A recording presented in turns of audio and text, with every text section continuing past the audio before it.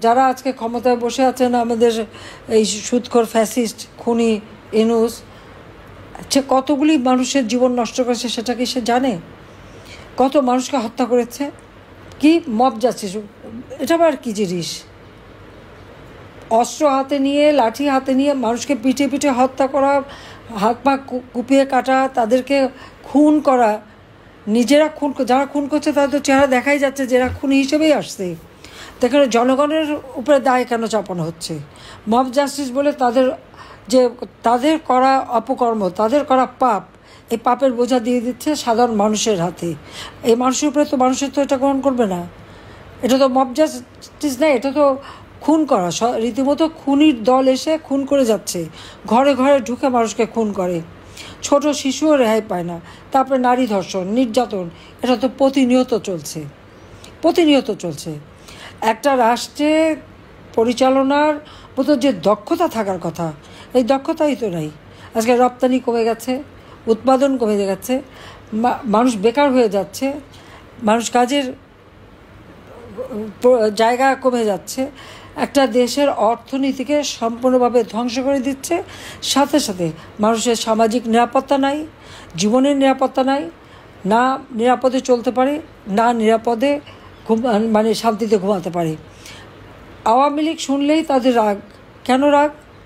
আওয়ামী লীগ প্রতিষ্ঠিত হয়েছে 1949 সালে, আর ছাত্রলীগ গঠন হয়েছে 1948 সালে। মাতৃভাষা কথা বলার আন্দোলন সংগ্রামের মধ্য দিয়ে এই ছাত্রলীগের জন্ম, এবং বাংলাদেশের শোষিত বঞ্চিত মানুষের ভাগ্য পরিবর্তনের জন্য আওয়ামী লীগ প্রতিষ্ঠা পেয়েছে। এবং এই প্রতিষ্ঠা লগ্ন থেকে আওয়ামী লীগ যখনই দেশ স্বাধীন করেছে, জাতির পিতা বঙ্গবন্ধু শেখ মুজিবের নেতৃত্বে এই আওয়ামী লীগ সংগঠনই তো, এই আওয়ামী লীগ যখনই ক্ষমতায় এসেছে দেশের উন্নতি হয়েছে।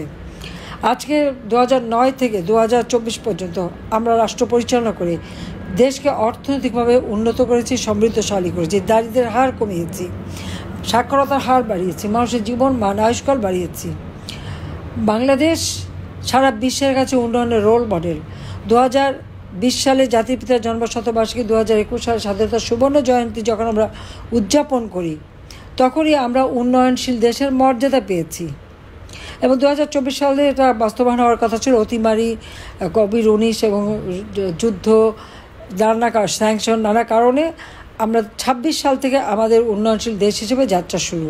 এবং আমাদের উন্নয়নশীল দেশ হিসেবে যাত্রা শুরু বা আমাদের উন্নয়নশীল দেশ হিসেবে যে সমস্ত কন্ডিশন ছিল, যেটা জাতিসংঘের একটা বিশেষ কমিটি আছে, সেই কমিটি প্রতি বছর পরীক্ষা করতো। তারা বলেছে তা 2-4 বছর যদি আমাদের প্রবৃদ্ধি নাও বাড়ে, কিন্তু আমাদের ওই যে ক্রাইটেরিয়া আমরা এমন পর্যায়ে উচ্চ স্থানে নিয়ে গেছি, এটার কোনো ক্ষতি হবে না। কিন্তু আমি জানি না এখন যারা ক্ষমতা আছে তাদের কাছে দেশ তো বড় না, টাকা কামাই, টাকা পাচার, মানুষক্ষণ, আর আওয়ামী লীগকে ধ্বংস করা।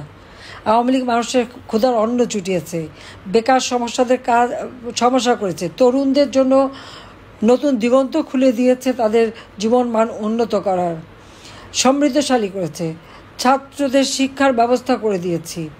প্রত্যেকটা ক্ষেত্রে আমরা উন্নয়ন করেছি। 7,97,000 কোটি টাকার বাজেট দিয়ে আসলাম। এই বাজেট টাকা গেল কোথায়? বয়স্ক ভাতা, বিধবা ভাতা, প্রতিবন্ধী ভাতা, মুক্তিযোদ্ধাদের ভাতা, এমনকি বৃত্তি, সেই প্রাইমারি থেকে যে বৃত্তি, সব কিছু বন্ধ। 1 কোটি পারিবারিক কার্ড করে দিলাম, মাত্র 30 টাকা কেজিতে চাল কিনে যাতে খেতে পারি, সেগুলিও নাই, বন্ধ। তো এই টাকাগুলি গেল কোথায়? সব ওই ইউনূসের পেটে ঢুকে গেছে।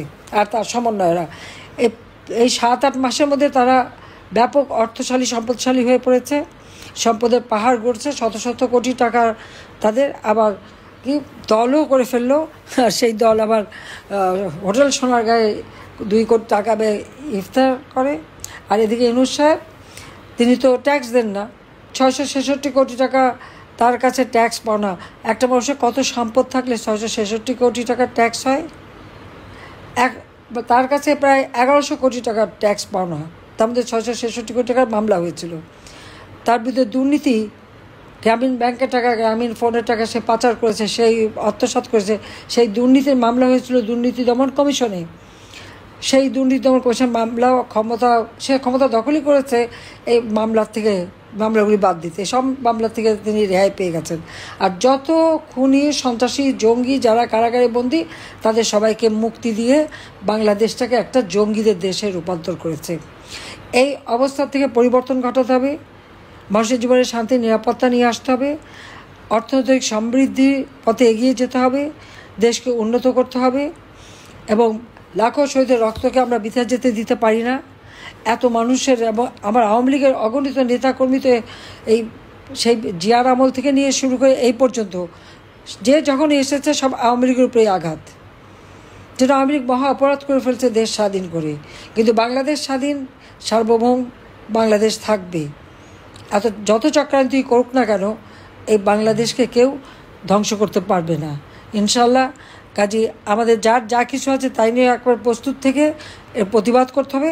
হাজার হাজার মামলা, বোধহয় মামলায় তো হিসাবেটা রেকর্ড করে ফেলেছে, তাকে হয়তো আন্তর্জাতিক একটা পুরস্কার দেওয়া যাবে যে সে আওয়ামী লীগের নেতাকর্মীদের বিরুদ্ধে কত মামলা দিতে পেরেছে। আর আসামির তো শেষ নেই, কিন্তু তারপরেও যত বৈরী অবস্থায় হোক না কেন আমাদেরকে এগিয়ে যেতে হবে।